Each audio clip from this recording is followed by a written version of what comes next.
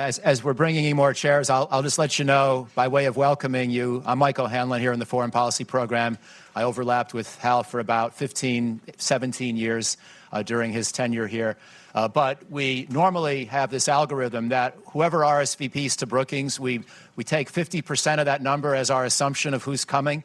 I think clearly when you have something in honor of Hal Sonnenfeldt, you should multiply by 110%, not by 50%. So thank you all for being here. We'll just wait one more minute as we make space. And anybody who's coming in, there are also a couple of seats over on this side of the room if you like. Maybe about 2 or 3 left over there.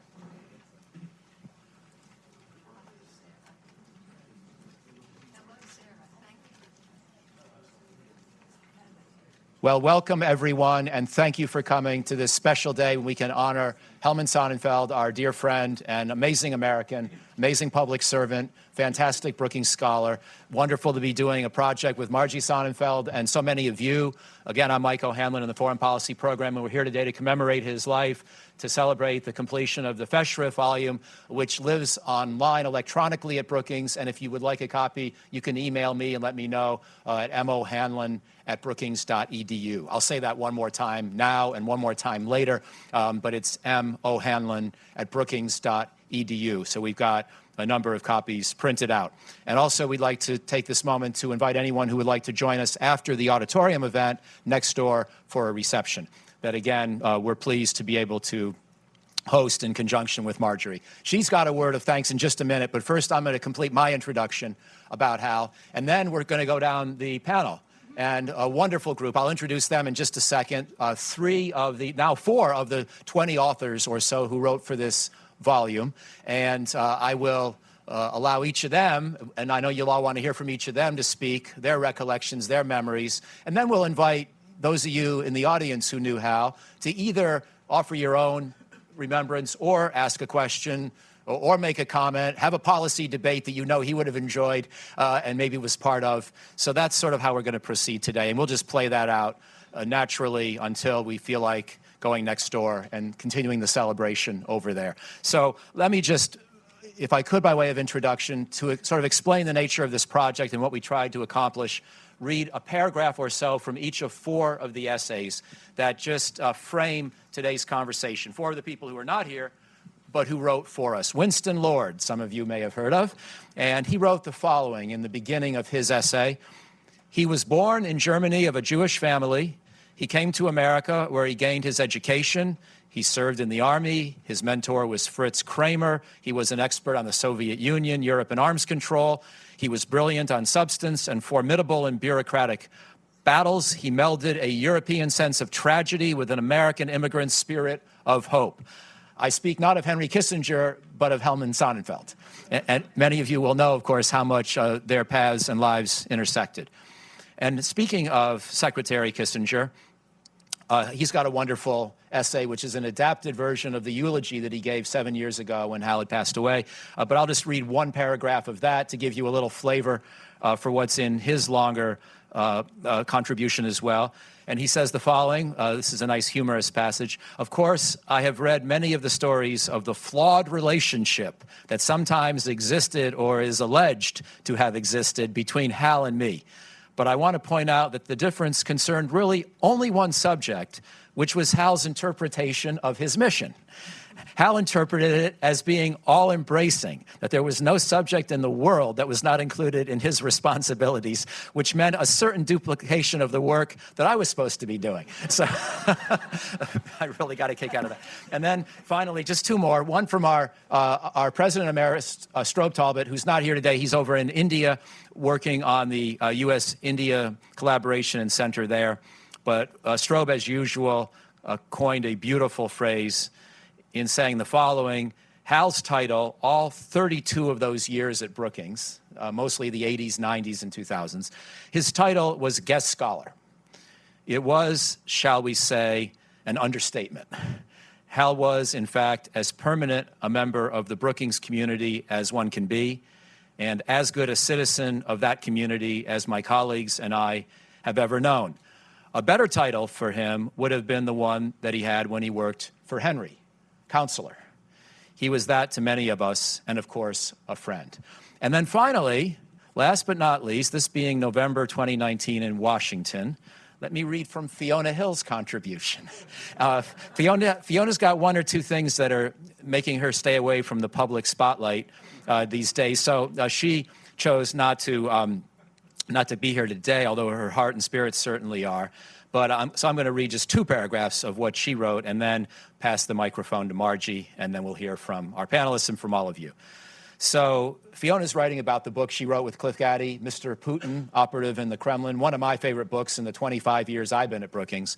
And she says, we completed the book in the last year of Hal's life, and I would like to think that our attempt to fathom the deepest motives and outlooks of the Russian president was in keeping with the tradition of American thought and policy that individuals with great historical sophistication and appreciation for Russia, like George Kennan and Hal Sonnenfeldt, inspired.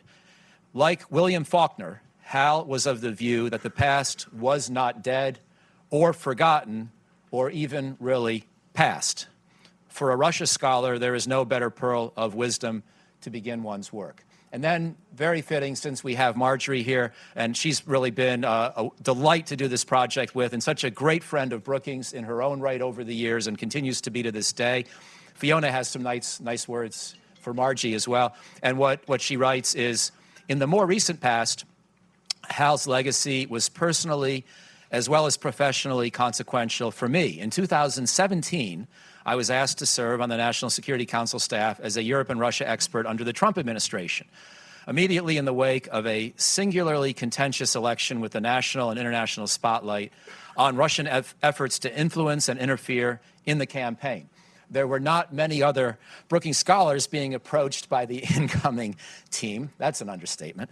And beyond my scholarly and professional credentials, I was not necessarily the most obvious fit for the new administration.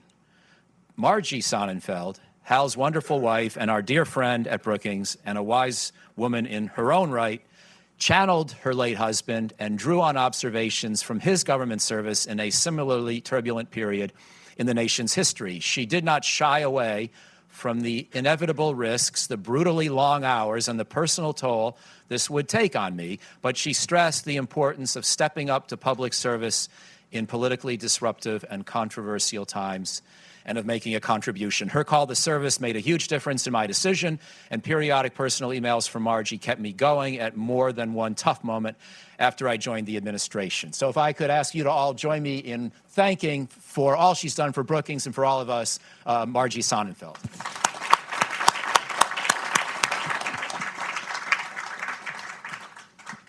Thank you, Mike. Shall I come this way? Yeah, why don't you? You want to sit or stand? Oh, maybe it's a good idea. Thank you. Thank you, Michael. I read Fiona's essay 3 or 4 weeks ago, and I must say I was totally stunned by her remarks about me, and I shared that with Michael, and he said that he had encouraged Fiona to go in that direction. So that was really quite amazing. I asked to take the mic for just a few minutes to thank everyone for coming, and to thank the Brookings staff, a number of people who worked on this to make this program possible. I don't know all their names. It's been a little over 9 years since we closed Hal's office, so I don't think many of them even knew Hal, although as Michael certainly did know Hal very well. And most of all, I want to thank Mike O'Hanlon for conceiving and organizing this program, but I'll get back to that in a minute. And I want to thank all of the friends and colleagues who contributed to the festschrift. There are 5 of them up here on this platform, but there are more out there, and there's Angie is standing, Angela stand. Would all those other contributors please stand up? Barclay, where's Barclay? There. There. You were over there before. Barclay Ward, and Leon. There's Leon Forth, and okay. There are other local people who couldn't be here today. There's Jeremy Greenstock in London, and Joe Jaffe in Munich, and Strobe in India. We thank them all. The articles are short and interesting. They're online, as Mike said. And each one is valuable. Hal never kept a diary. He said he didn't want to do a kiss and tell book, so he deliberately didn't keep a diary, and he never wrote a book. So I learned more from reading these contributions.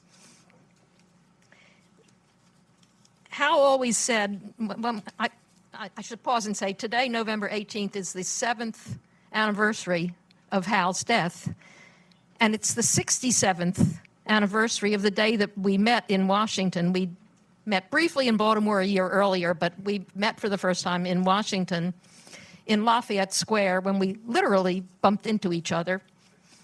And 3 months later, we were engaged, and there we go.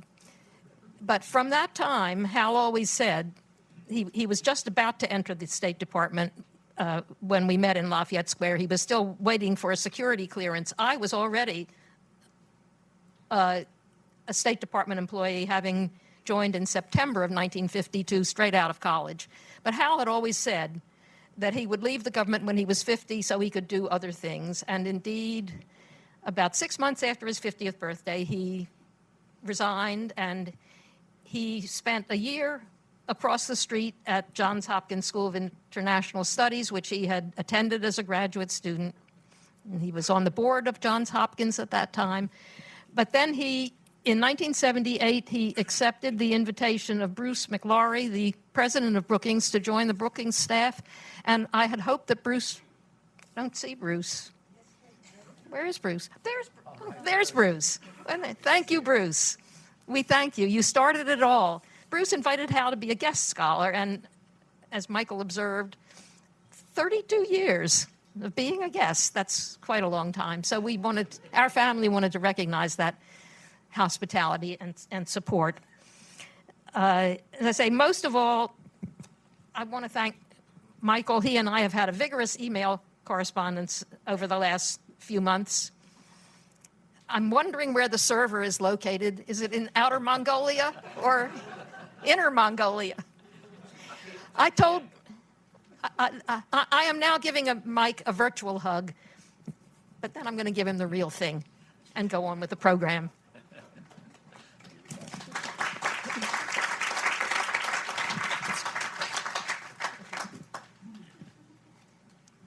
Thank you, Margie, and all of the Sonnenfeldt family that's here today, and my colleagues Anna Newby and Val Brody and Adam Twardowski and others who helped with this project. And now let's just begin. I think you know we're all friends here. This is going to be informal and fun. I think you all know Roberta Cohen, Cesare Merline, Marvin Kalb, Diana Negroponte, who met and worked with Hal at different points in their careers and lives. We're going to start with Roberta because I think she may have the claim to having known him the longest, even though she may be close to the youngest on this panel, because she met him when she was a very young student and he was at Johns Hopkins. So, Roberta, over to you. The floor is yours, and thank you for being here. Thank you. And chapeau to Mrs. Sonnenfeldt. Oh, I didn't turn on. And chapeau to Mrs. Sonnenfeldt. You know, when I sit here, I just can picture Hal walking in here. And if you were seated, he used to come here a lot, and if you were seated on the platform, he was going to challenge with tough questions. And I got a whiff of that when I was 21, and I was at Johns Hopkins SAIS, and I wanted to take his course on Soviet foreign policy. He used to teach that at night, and during the day he was a top Soviet expert for the State Department. But I didn't fit the criteria for the course because I hadn't taken his first class, the earlier class on domestic policy in Soviet Union. But I wanted to get into the second class, so I thought I better go and see him. And so I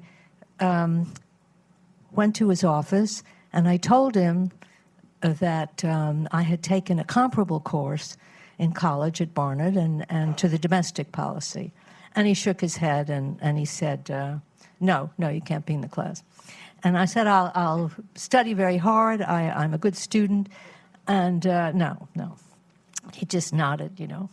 And so then I said, but I'm going to be taking Soviet foreign economic policy, and you're teaching Soviet foreign policy. They will complement each other. That was a better argument. And I said, it's absolutely essential for me to be in the class. And he just sort of looked at me and he said, essential? Well, he said, if you have to be in the class, then there's a condition. And he said, you'll give the first lecture, and it'll be on the organization of Soviet foreign policy. So I tried very hard not to gasp, and was sort of cornered and said, okay, yeah, I'll give the lecture. And he said, see you in class. And he looked like the cat that had swallowed the canary. In the class, he kept us all on our toes. And he used to call on students. So he would say something like, and I felt he called on me more than others because of the circumstance, and he would say, Cohen, Soviets have just issued a new statement on national liberation struggles. Is it really new? What's the implication for policy? And you were supposed to answer very fast and very articulately in 2 minutes. And so it was, I would come to class well prepared, and it was always, Cohen, what is this? I was very pleased to get through that class, and he actually gave me a high grade. I didn't see him again until the 1990s at Brookings. He was at Brookings, and I was at Brookings, and now we were colleagues. And I reminded him of how hard it was to get into his class.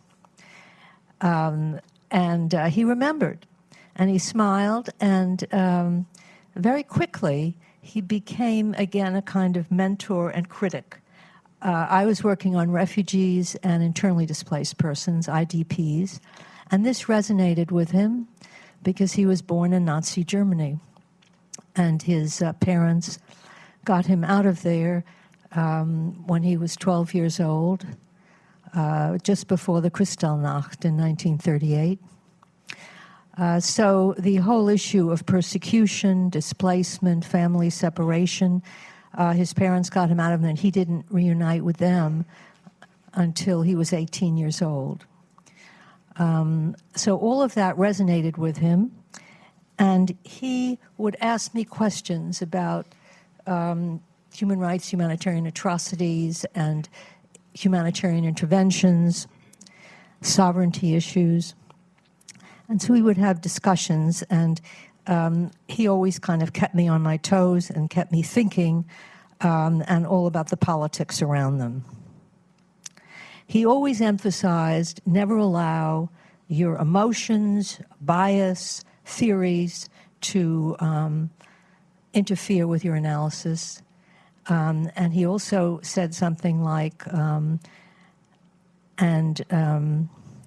what was it? Don't become predictable, because then you'll become irrelevant.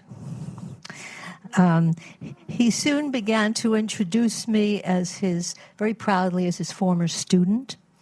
And I would introduce him as my former professor. So we kind of morphed into, after that initial tough exchange in '61, into really a fun and very friendly and also critical. He was always asking questions and very stimulating relationship.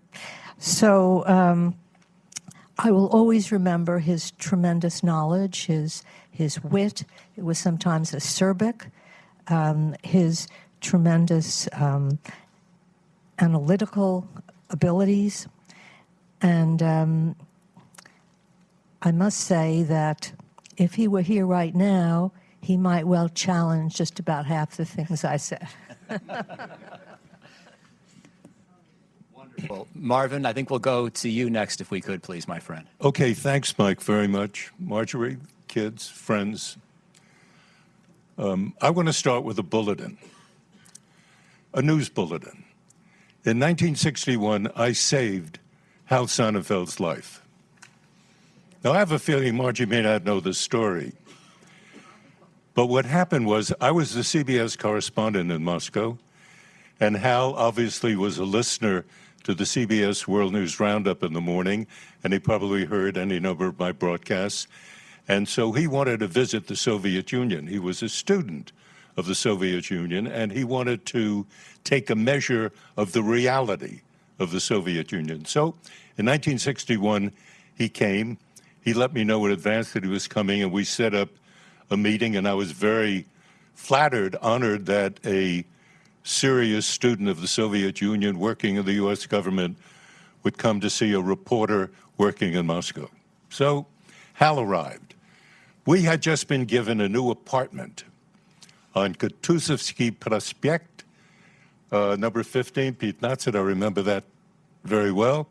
And we were on either the third or fourth floor. We had a one-bedroom apartment, but it had what could charitably be called a living room, sort of a large closet, and the side of which was a window. Next to it was a window door. And through that door, you could leave the room and step onto a balcony. The Russians were extremely proud of their balconies. And you could look around and you could see plants on the balconies. Hal, wanting to test reality against theory, decided that he was going to walk out onto the balcony. As he was going to do this, I grabbed him from the rear and pulled him back, because what he didn't know was that somebody living a floor down had stepped onto the balcony had crashed, and the poor man had died. But Hal, wanting to test reality, was interested in that kind of thing. But I've spent, I don't know how many decades as the reporter and Hal the source.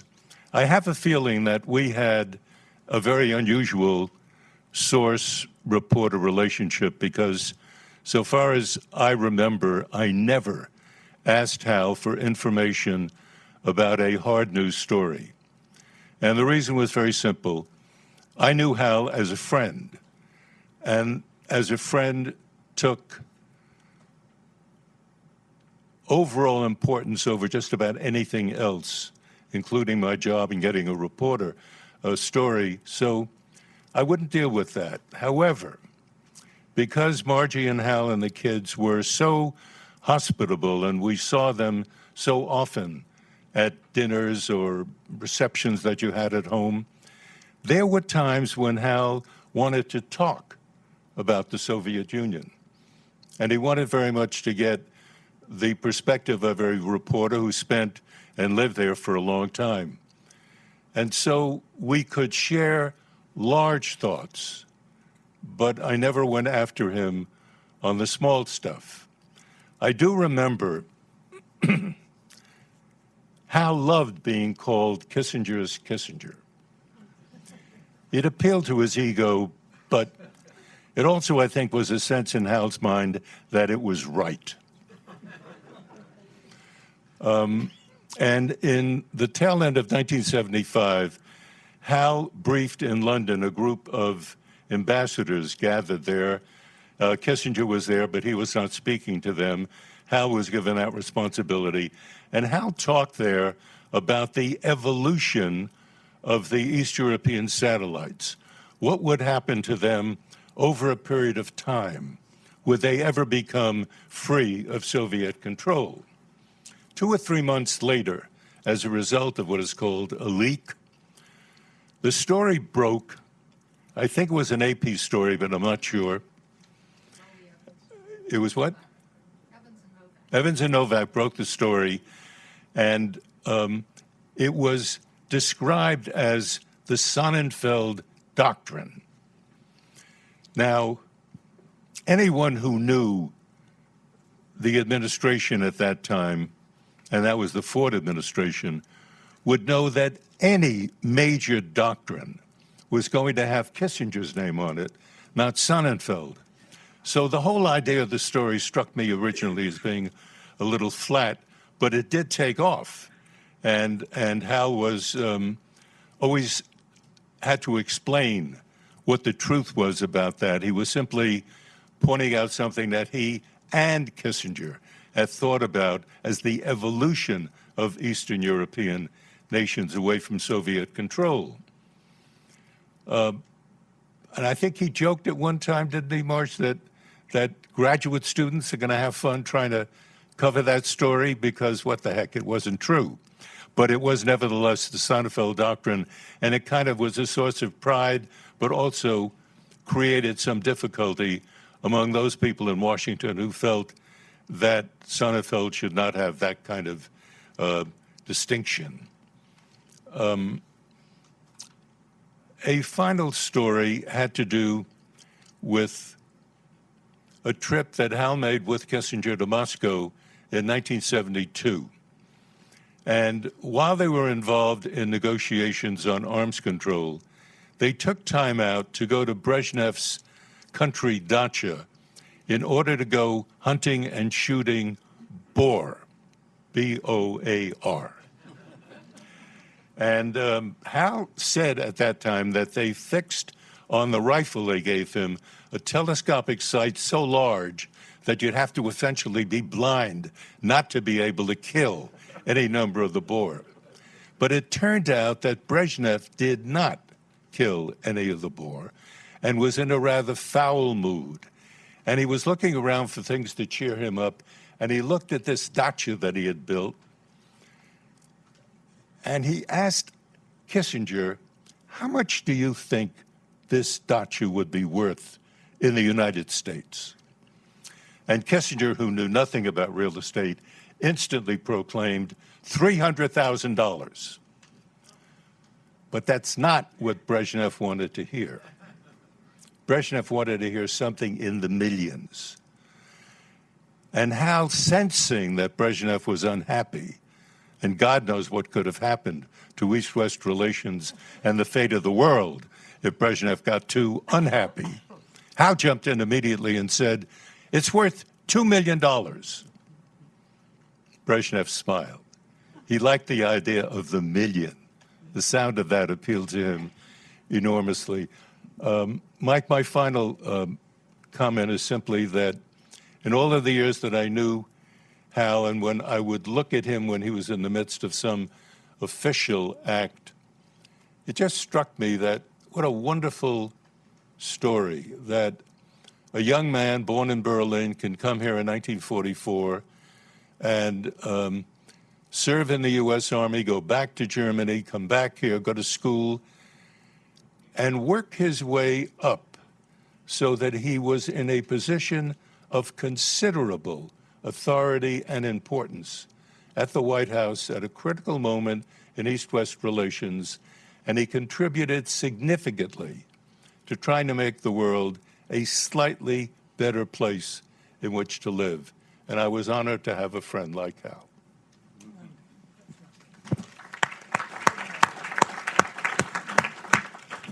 Diana, if I could ask you to speak next, because we're sort of going with the theme of when people met Hal, and I know you wanted to talk about the Cuban Missile Crisis, which is not a time that a lot of people associate with his career, but you got a way to make the connection for us, I believe. And then we'll go to Cesare for the batting cleanup, the Juan Soto role, before we go to the crowd for broader discussion. So please, over to you, Diana.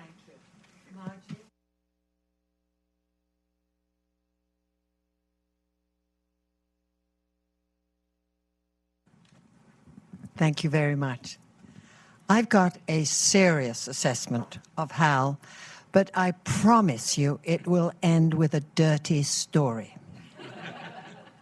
So the serious picks up where Roberta started off, which was the Moscow speech in October 1960, where Khrushchev talked about support for national revolutionary movements. And Kennedy, still in the campaign mode, said, everybody must read the speech. This is very important. And of course, I, 40 years later, am thinking, Cuba, Cuba, Cuba. So this is where the challenger, the mental academic challenger, comes into play. What was Khrushchev going to do? Was he the cautious man in the style of Stalin, or was he the adventurer, the risk taker? And Hal Sonnenfeldt said the latter. He had watched Soviet actions in Syria, in Egypt, and Congo, and he said, this man takes risks. So I leap forward now to the summer of 1962, July. And the Americans know that there are medium-range missiles on the island of Cuba. But we can deal with medium range, says the Department of Defense. Then, as we all know from our reading of the 13 days, there approaches long-range missiles, crossing the Atlantic on their way to Cuba. And this is where the head of the Soviet and East European desk at the Intelligence and Research Department of the State says, this man is not sending those missiles in order to balance US and Western actions in Berlin.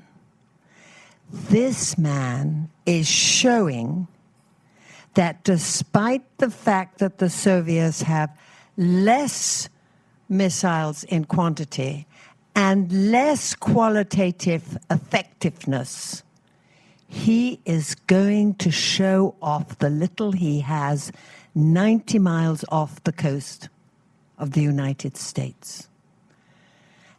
And his colleague said, nonsense, nonsense, that's not happening. The challenger, the man who was able to look over the other side of the hill, said, yes, Khrushchev is looking at China. Khrushchev is concerned with the competition from China and the necessity to puff up the Soviet position and not have the Chinese think that he has been set back because the Deputy Secretary of Defense said that the US had a one-upmanship.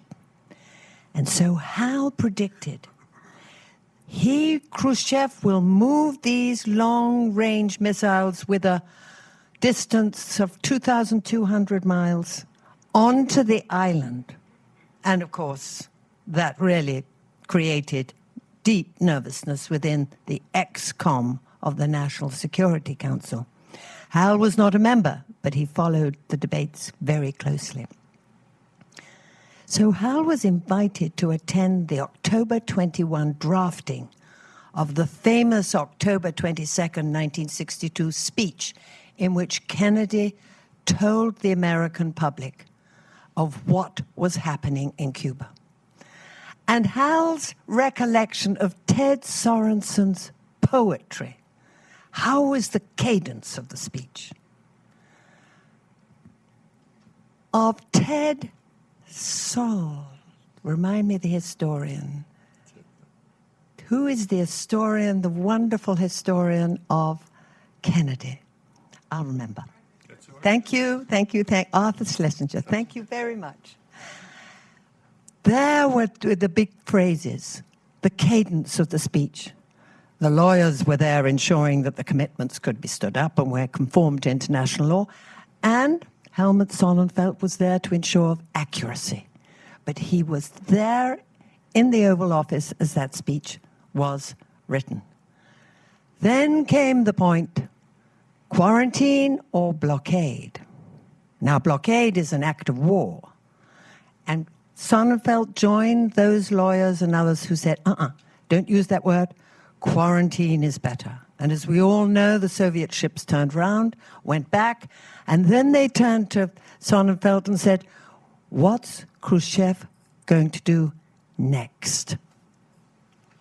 And here is the unpredictability. He said Khrushchev will tone down, will withdraw, will seek to make friends with the United States. And indeed, 1 year later, we moved to the limited test ban treaty. And of course, by 1964, Khrushchev was on his way out. But I've promised Walter, Stuart, Eric, Babette, and Margie to finish with a dirty story.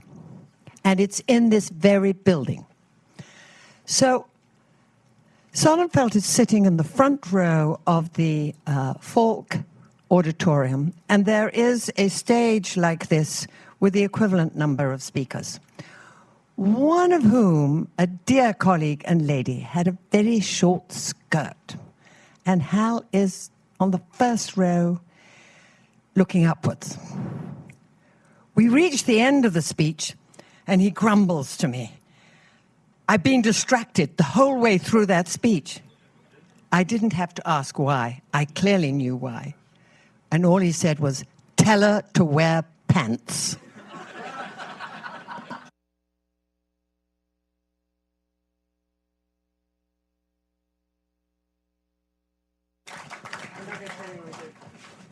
Cesare, over to you. Good luck after that.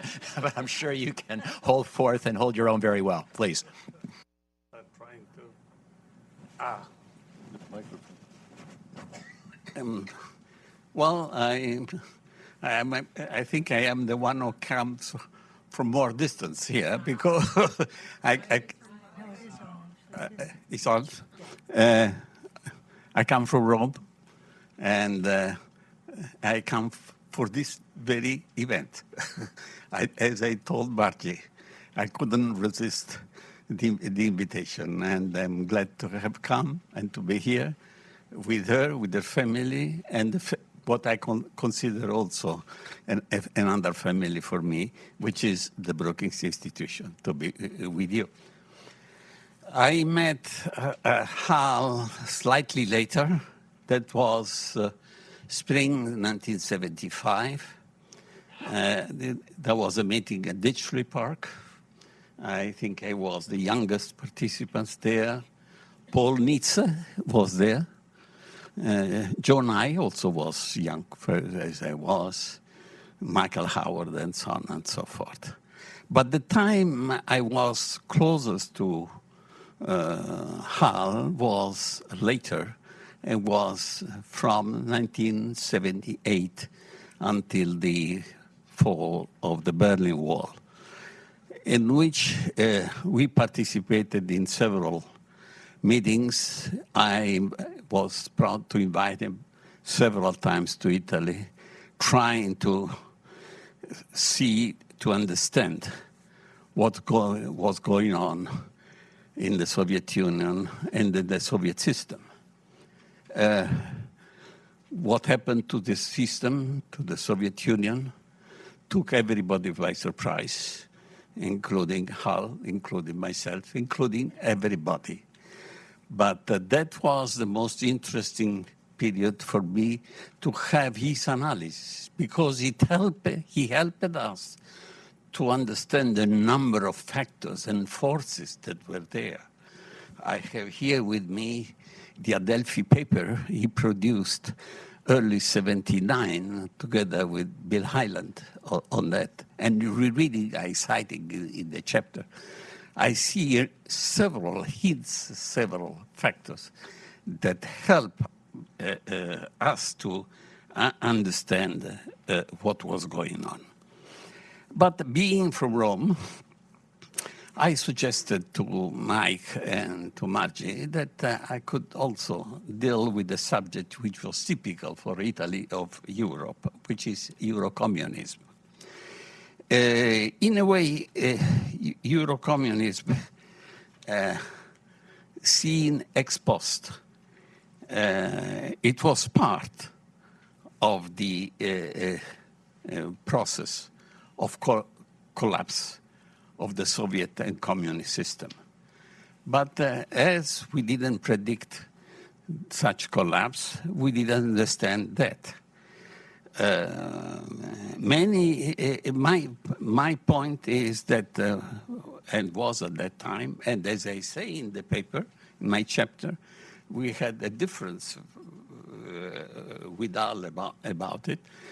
I thought that Eurocommunism was an important factor in the transition of the European system, and it was useful to open the communication with the Eurocommunists My my intent was to westernize Euro-communists, to social democratize Euro-communists. I remember indicating the president of the German SPD. In Washington, there was the sense that the point was that the communists were not allowed to the United States, including intellectuals that were belonging to the Communist Party. I thought it was time for the State Department to change this policy, and this was a point of discussion between me and the first Hal, the one I described before, discussing the Soviet Union and the collapse of the Soviet Union. Is the scholar. He was the first Hal, the one was the counselor of the State Department. In Washington, there was a conviction that granting visa to communists was bound to be read as a green light for their party to join national governments with related insight to the alliance mechanism. You know, for Italy, this process of joining the government took the name of historic compromise, because it was a compromise between the Catholics and the communists, traditionally divided. In Washington, one formula that I used to hear was that these were potential Trojan horses to come into the Atlantic system. And I take this formula of Trojan horses for my final point. Because, and that brings me to the current times, the times that Fiona mentions, having Hal advice and while she was preparing her book on Putin.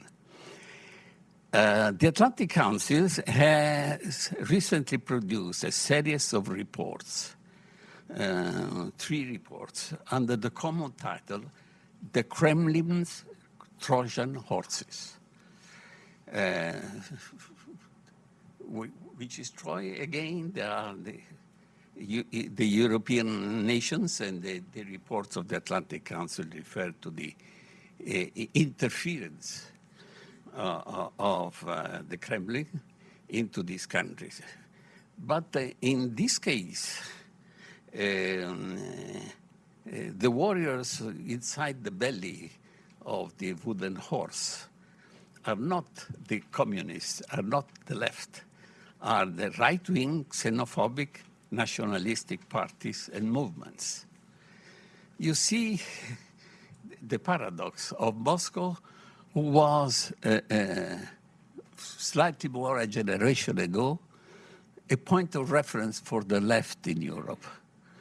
Now he is the point of reference of the right in Europe.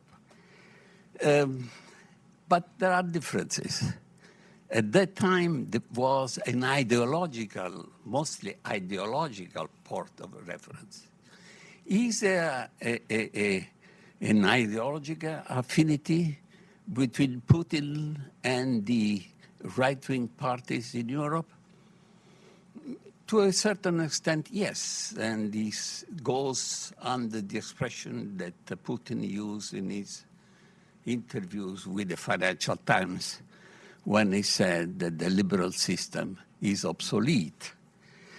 But I think that this is secondary, because much more important is Putin's intent at helping nationalists and sovereignists to get the upper end and destroy the process of European integration.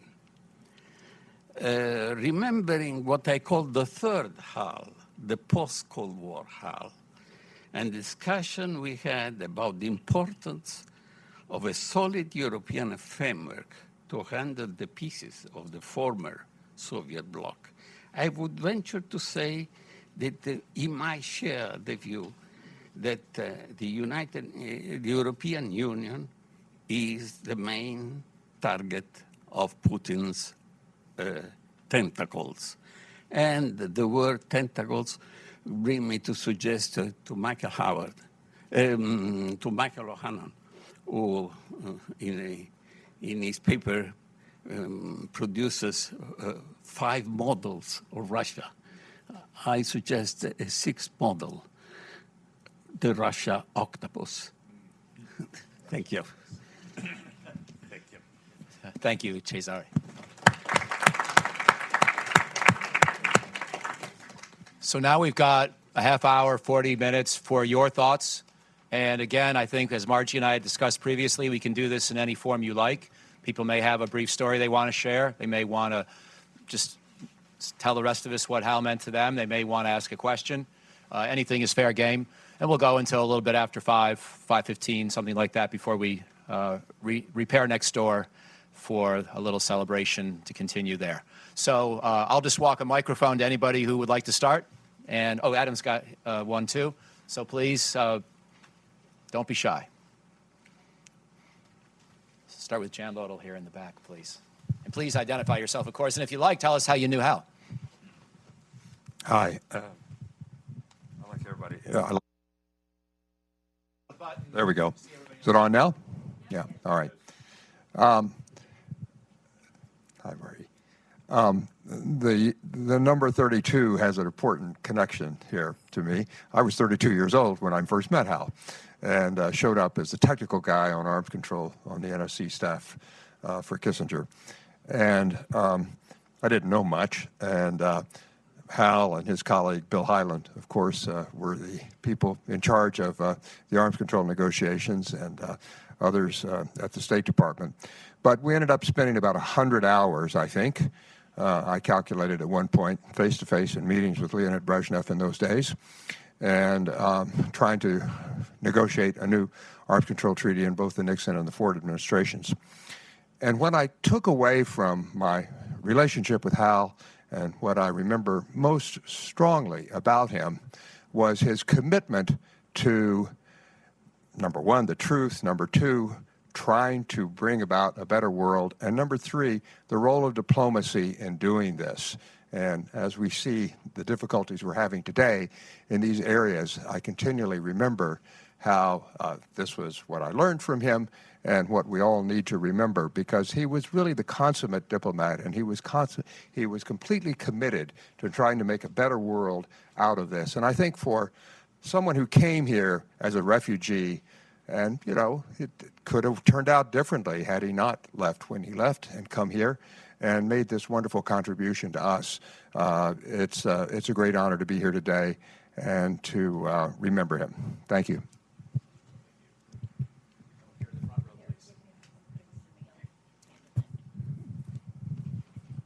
Bruce Rosenberg, just a question. Would someone in the audience or the panel, would someone in the audience or the panel care to comment on Uncle Hal's skill in bureaucratic politics and how useful that was? Because you alluded to it. If none of us want to, I think Leon Firth also might have a thought if he's still here, or probably others as well who saw Hal in action. But anyway, does anybody want to start on the panel? Then we'll go to Leon if he's here. Anybody else who may want to answer that great question?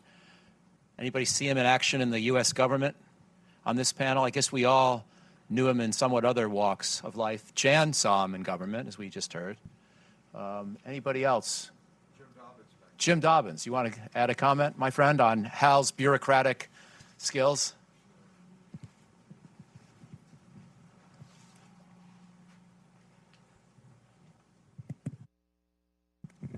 It's on. Well, one of my favorite stories about Hal was he was at a meeting, some celebration with President Nixon, and Kissinger and their colleagues from a number of other countries. And Nixon was waxing eloquent about the new world that he was busy creating. And he said, and we, perhaps it was Brezhnev who was there, we are the builders of this new world. And then he signaled to Kissinger and Kissinger's Soviet colleague and said, and these are our architects. And Hal said, sotto voce, to several of the Soviet apparatchiks that were there, and we are the plumbers, which for those of a certain age would resonate.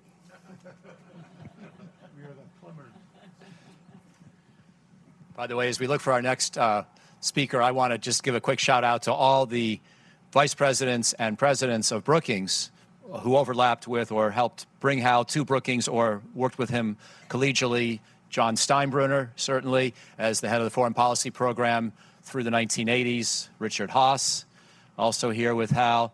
Jim Steinberg, Carlos Pascual, Martin Indyk, Ted Picone briefly. I guess that was about the end. But and Martin was colleagues with him, but maybe not his boss, such as that was at the time. So we had those various people who had the privilege of running the program that Hal was an important part of. And, of course, Bruce McLaury as our president, Mike Armacost, Strobe Talbot. So a lot of people.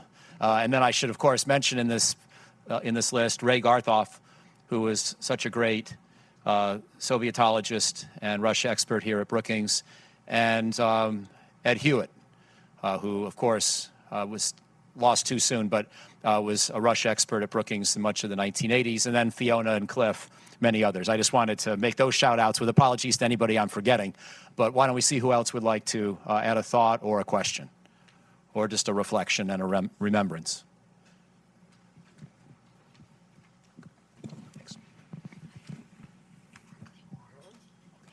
Is this on? No. Okay, Barclay, thank you. Yes.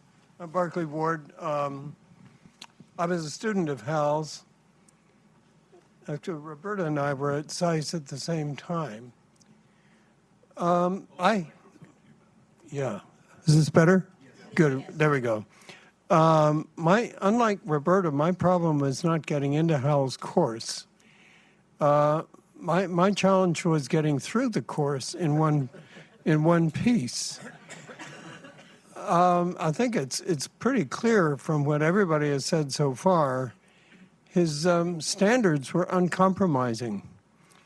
I never felt I could meet his standards, although I struggled really hard. He had a requirement. I mentioned this in my little essay.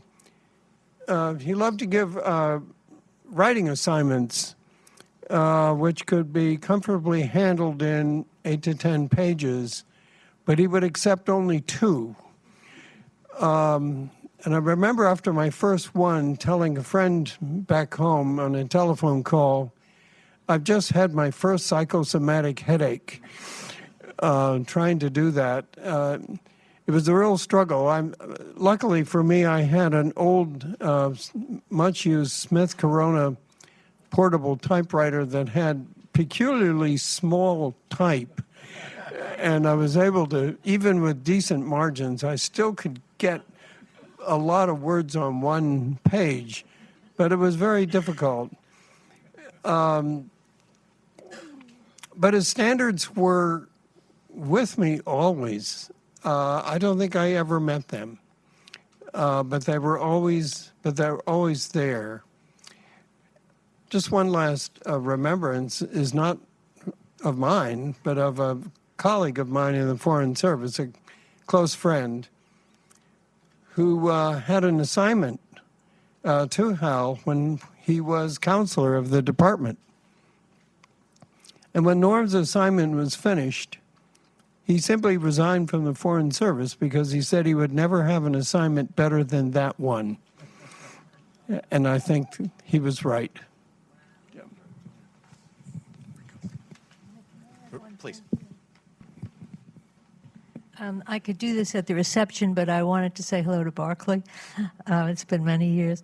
And it reminded me, I remember when Hal and I had that little negotiation about my coming into the class, I realized that you don't outsmart Hal Sonnenfeldt, number one, and that he was tough as nails, but that he wasn't inflexible. So I always thought he'd be a very good negotiator, even though I was very young. That's what struck me. And there was one other thing that became clear to me, is that he held women to the same standards as men. And that wasn't so usual for the time. And I appreciated that in the class.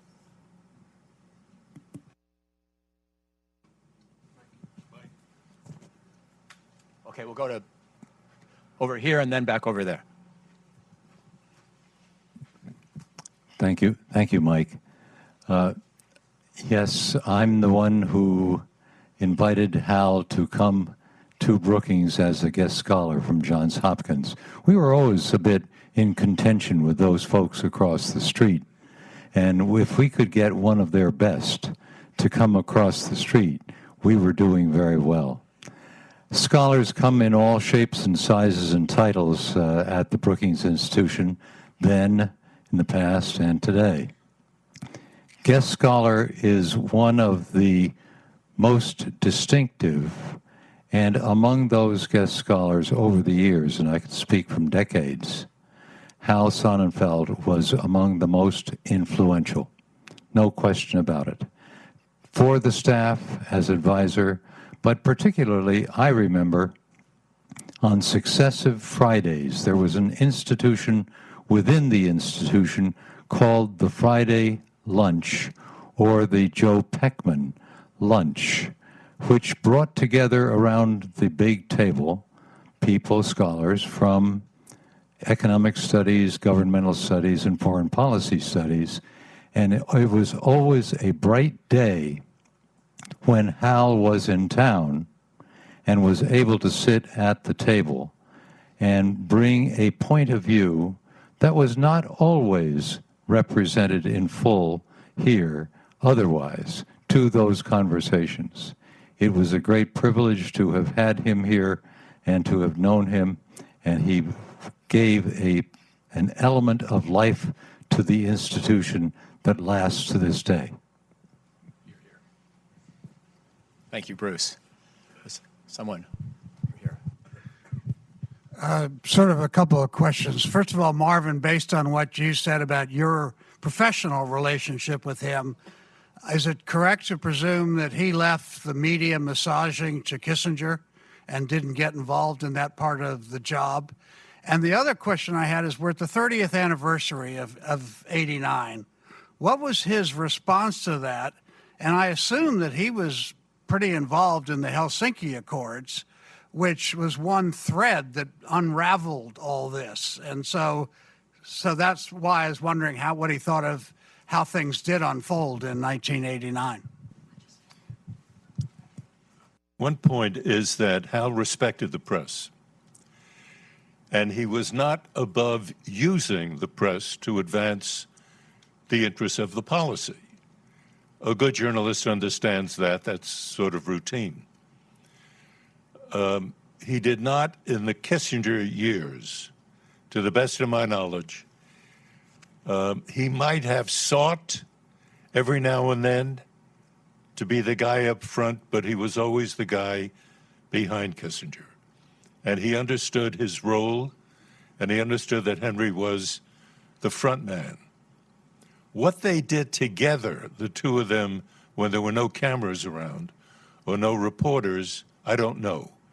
I imagine they had many battles. I imagine there was a great deal of candid conversation between the two. But Hal did not present a rebellious front when Kissinger was around. Henry was the number one guy. Henry got the plaudits. It was interesting. I'm remembering now that where there were a set of microphones and Henry was standing directly behind the mics, you did not have to look terribly hard to find Hal just to the back of Kissinger. In other words, he liked the idea of being recognized as being important and one of the big shots, but he did not, in public, seek to outdistance or outmaneuver Kissinger in any way. That's my sense. And there's a larger point here, too, having to do with the way in which senior officials deal with the press. You can have a deep contempt for the press. And I fear that a lot of senior officials do have contempt for the press. I don't believe Hal ever did.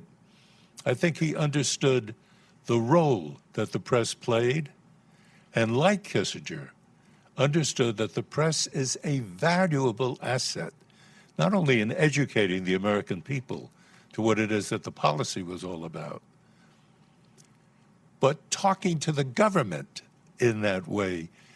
Government is a big place, and they're not all connected to the president or the NSC. Somebody has to talk to them and give them leadership.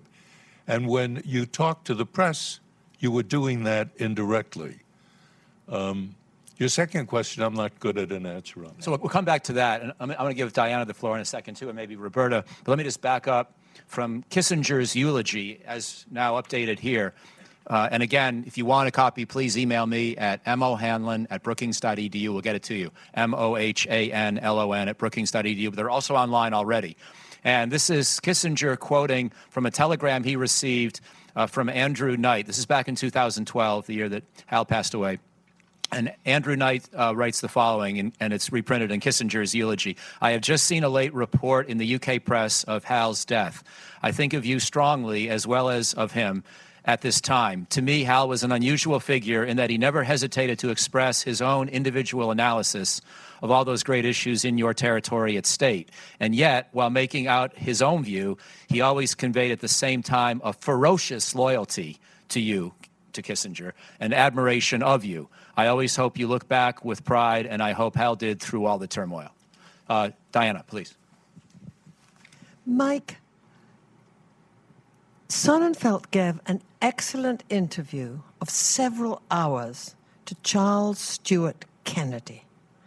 And it's that interview which provides so much knowledge of the man, his background, and also his policy towards evolving situations. He knew well the degradation of the Soviet economy.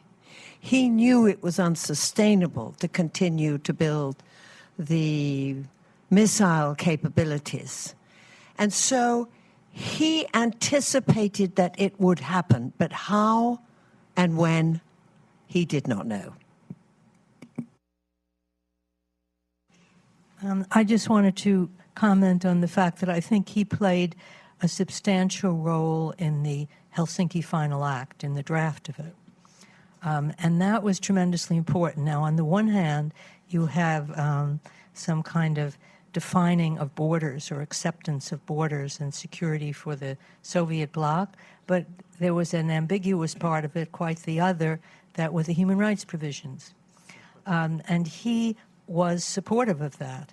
And that suggested, and he didn't realize, because in his oral history, I agree with you, that's really a wonderful thing to read. Well, he insisted that the human rights part be there. He did not know what it would lead to, but it spoke of knowing and acting on your rights. And suddenly groups in the Czech Republic and Poland and the Soviet Union began to act on this. And that was the beginning of an unraveling. And he noted the ambiguity in the document.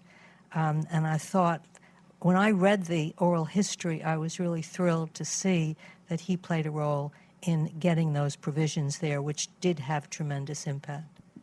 And always with the idea, I think, of understanding what your enemy needs in order to complete a deal, that it cannot be a humiliation of your enemy.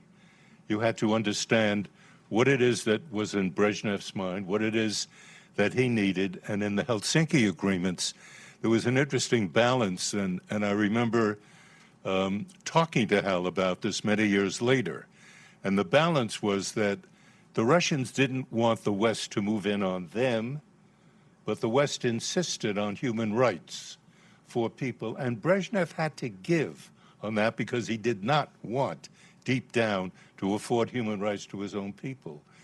And Kissinger and Sonnenfeldt both understood that, but you went as far as you can, and you laid it out in a way that advanced your interest, but did not humiliate the other side.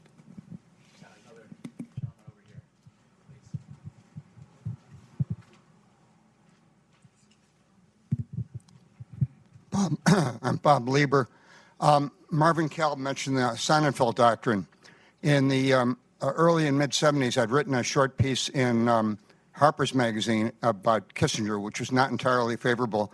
And shortly thereafter, I had a piece in Foreign Policy, which at one point explicitly criticized Hal over the so-called Sonnenfeldt doctrine. He was not pleased. Years and years later, many years later, we were here together at an event at Brookings on foreign policy. And I had intervened rather vociferously against the speaker, who had been, I think, outrageously critical of something that the U.S. had done. I sat down, I was next to Hal, and he leaned over to me and said, "I forgive you."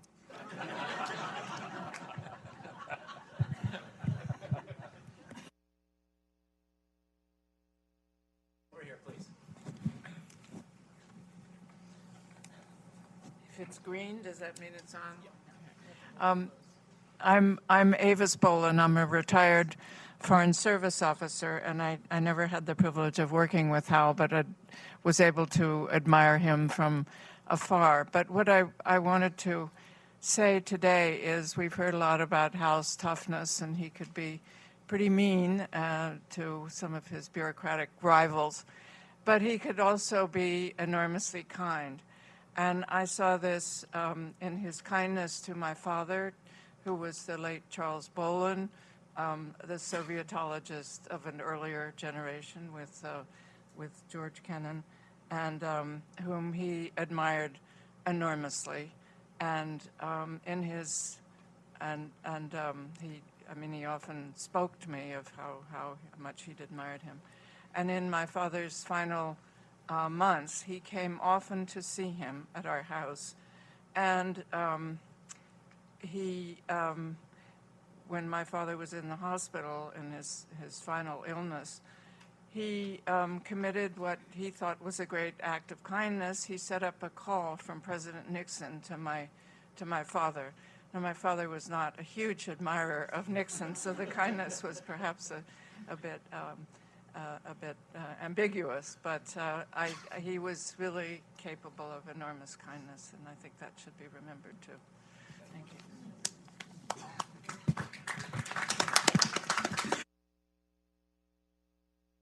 So we got time for one or two more before we make our way across the hall. If anybody wants to wrap up, and otherwise we will start to say thank you to Margie yet again, and just hope you can all stay.